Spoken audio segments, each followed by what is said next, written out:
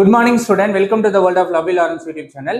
Creative question number 1. Define homogeneous function. கேக்குறாங்கன்னு வச்சுக்கிறீங்களேன். நீங்க என்ன பண்ணணும்?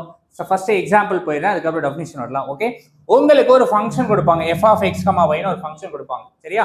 x, y னா ஃபங்க்ஷன் இன் டூ வேரியபிள். சரியா?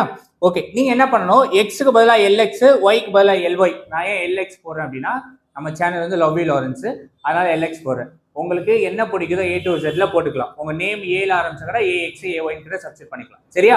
என்ன பண்ணோம்? கொடுக்குற ஃபங்க்ஷன்ல x க்கு பதிலா y க்கு பதிலா lx ly போடுறீங்க. போட்டதுக்கு அப்புறம் இதுல மொத்தமா l2 காமனா எடுக்கிறீங்க. சரியா? காமனா எடுத்ததுக்கு அப்புறம் எனக்கு வர்றது வந்து அதே ஃபங்க்ஷனா வந்துருச்சு அப்படின்னா it is a homogeneous function. இந்த l பவர்ல என்ன இருக்கு? அது டிகிரி 2. ஓகே, இப்போ டெஃபினிஷன் வாங்க.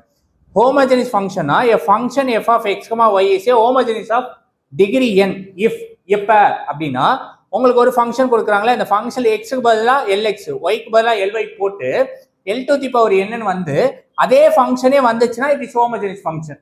இந்த n இருக்கு இல்லையா, இந்த n வந்து ரியல் நம்பர். ரியல் நம்பர்னா உங்களுக்கு தெரியும், நேச்சுரல் நம்பர் இருக்கு, ஹோல் நம்பர் இருக்கு, செட் ஆஃப் ஆல் இன்டிஜர் இருக்கு, ரேஷனல் நம்பர் இருக்கு, இரேஷனல் நம்பர் இருக்கு, இதெல்லாம் கலந்ததா ரியல் நம்பர். ஓகேவா? அண்ட் ஹோப் உங்களுக்கு பிடிச்சிருக்குன்னு நினைக்கிறேன்.